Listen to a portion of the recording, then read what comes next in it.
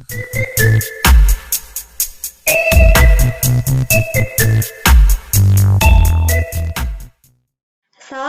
warahmatullahi wabarakatuh. Perkenalkan, nama saya Arif Husna dari Pendidikan Teknik Boga Universitas Negeri Yogyakarta dengan nomor induk mahasiswa 19511241009. Di sini saya akan mempresentasikan jurnal yang telah diterjemahkan dengan judul Penerimaan Konsumen untuk Kue Bebas Gluten yang mengandung tepung kacang pinto mentah yang dimasak dan berkecambah.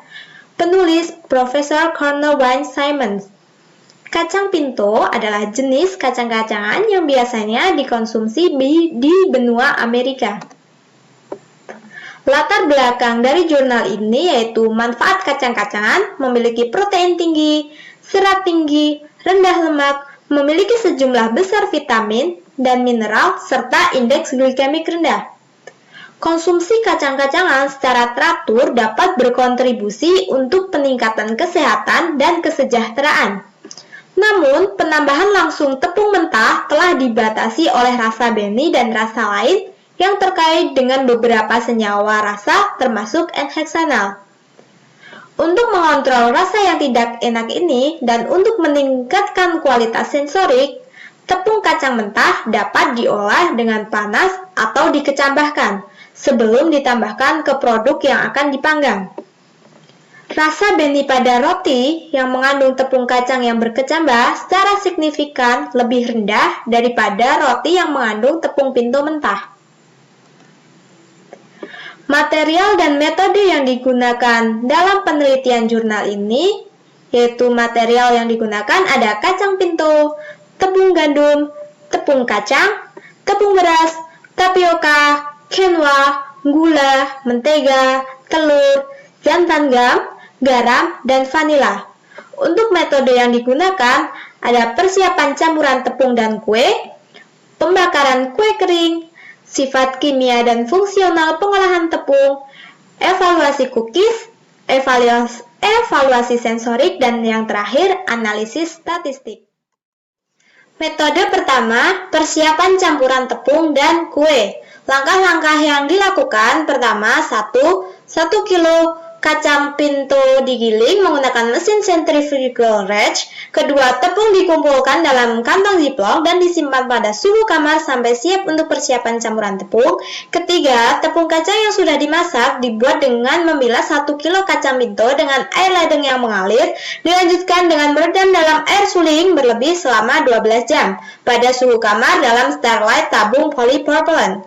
Setelah direndam, kacang dikeringkan untuk menghilangkan kelebihan air dan kemudian direbus dengan air suling segar berlebih selama 20 menit dalam panci stainless steel yang dipanaskan pada kompor gas.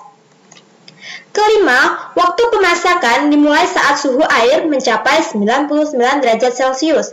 Kacang yang sudah matang kemudian dikeringkan di dalam oven. Langkah keenam, setelah dikeringkan, kacang digiling dan dikumpulkan di dalam plastik ziplock. Ketujuh, tepung biji kecambah dibuat dengan membilas 1 kilo kacang pinto di bawah air ledeng dan kemudian diseduh selama 20 jam pada suhu kamar dalam starlight. 8. Biji diangin-anginkan selama seduhan menggunakan kultur aqua. 9. Setelah diseduh, biji dibilas dengan aquades, lalu ditiriskan kemudian ditaruh dalam lemari tertutup untuk berkecambah selama 48 jam.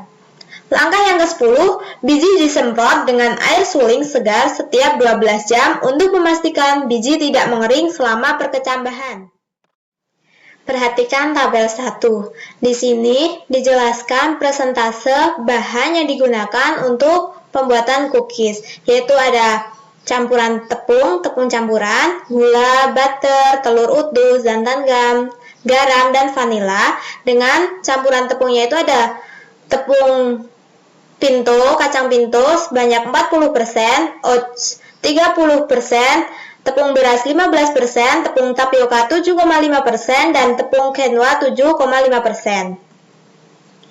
Memasuki metode kedua, pembakaran kue kering. Di metode kedua ini dijelaskan juga pembuatan kue keringnya. Pertama, 2 batch kue terpisah. Kemudian kedua, mengelola gula dan mentega selama 3 menit di mixer dengan kecepatan 1.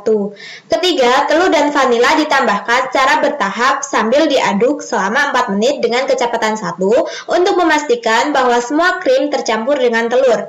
Keempat, garam dan santan gam ditambah ke dalam campuran tepung kue, dan campuran tersebut kemudian dilipat secara manual menggunakan spatula untuk mendapatkan adonan yang lembut dan homogen. Kelima, adonan dipindahkan ke plastik ziplock berukuran 3,85 dan didinginkan selama 1 jam hingga mengeras. Keenam, setelah mengeras, adonan dibungkus dengan penggilas adonan di atas meja yang dilapisi kertas roti. Ketujuh, batang kayu atau roll digunakan untuk memastikan bahwa lembaran adonan kue mempertahankan ketebalan dan konsisten. 8. Cookies kemudian dipotong dari lembaran menggunakan pemotong kue bundar dan dipindahkan ke loyang logam anti lengket. 9. Cookies kemudian dipanggang pada suhu 190,6 derajat Celcius selama 7 menit. Setelah cookies dikeluarkan dari oven dan dibiarkan dingin selama 2 menit di atas loyang. 10. Segera setelah itu, kue-kue dipindahkan ke meja dapur yang dilapisi dengan kertas minyak dan dibiarkan untuk dingin. Metode ketiga, sifat kimia dan fungsional perawatan tepung. Semua sifat kimia dan fungsional ditentukan dalam 3 rangkap, kecuali di indikasi lain. Rangkap pertama, kadar air ditentukan berdasarkan metode AOAC 925.10. Metode kedua, kadar abu ditentukan mengikuti metode AACC 0801.01. Metode ketiga yaitu total lipid ditentukan berdasarkan metode yang diadaptasi dari metode AOCS, AF353, AM293, dan AA438. Ketiga rangkap ini ditempatkan dalam wadah dan dikeringkan dalam oven konveksi pada suhu 100 derajat Celcius. Pada metode keempat, evaluasi cookies, rasio penyebaran ditentukan dengan mengukur lebar dan ketebalan 10 cookies yang dipilih secara acak dari setiap proses pemanggangan dengan N sama dengan 20. Kemudian membagi lebar dengan ketebalan. Masing-masing cookies yang dipilih secara acak dari uji rasio sebaran juga diukur tekstur dan warna tepung, kemudian menentukan inverse tangen. Kroma dihitung menggunakan persamaan berikut, A2 plus B2 kali setengah. Metode yang kelima, evaluasi sensorik. Evaluasi sensorik, cookies didasarkan pada uji hedonik, menggunakan 31 panelis sensorik yang diperoleh setelah persetujuan penelitian subjek manusia dari Institutional Review Board atau IRB. Panelis termasuk mahasiswa, fakultas, dan staf berusia di atas 18 tahun yang menanggapi undangan email untuk menghadiri latihan evaluasi sensorik. Panelis menilai penampilan, rasa, tekstur, dan penerimaan keseluruhan dari cookies yang pada skala 9 sampai 1. Pada tabel 2, ini berisikan hasil hitungan sifat kimia dan fungsional tepung terhadap cookies. Pada tabel 3, ini berisikan hasil hitungan sifat pasta terhadap tepung yang dicampurkan ke cookies. Masuk ke metode yang terakhir yaitu analisis statistik. Pemanggangan kue dilakukan pada 2 hari yang terpisah dan rasio penyebaran, kekerasan, dan nilai warna dilaporkan sebagai cara dari 2 proses pemanggangan. Analisis atribut ini didasarkan pada rancangan acak lengkap.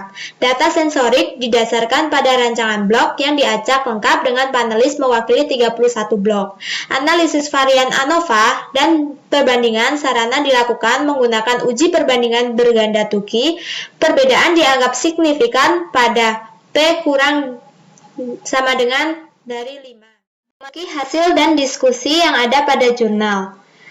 Sifat kimia dan fungsional. Sifat kimia dan fungsional perlakuan tepung disajikan pada tabel 2. Sedangkan properti fisik ada pada tabel 4. Evaluasi sensorik secara umum, panelis rasa mengaitkan skor penerimaan 6,0 atau sedikit suka untuk cookies yang dibuat dengan setiap perlakuan tepung kacang, tanpa perbedaan yang signifikan di antara keduanya pada gambar 2. Di sini disediakan tabel 4. Dari tabel 4 ini dipaparkan hasil penghitungan rasio dan tekstur pada gluten yang ada pada cookies.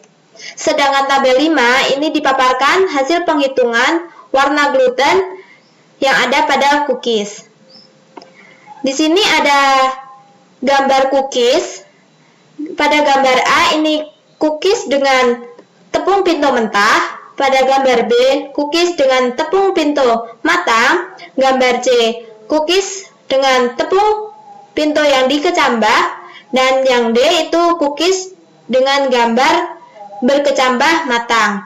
Dan ini juga ada grafiknya. Kesimpulan dari jurnal ini yaitu evaluasi sensorik menunjukkan bahwa konsumen akan menemukan kue yang dapat dibuat dengan tepung yang mengandung 40% kacang pinto mentah, sehingga dapat diterima pada tingkat yang sama, seperti kue yang dibuat dengan kacang pinto yang telah diolah sebelumnya.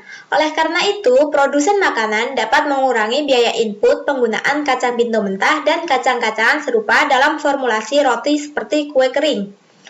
Studi lebih lanjut diperlukan untuk menyelidiki antinutrien dalam kue dan produk roti lainnya yang dibuat dengan tepung kacang mentah.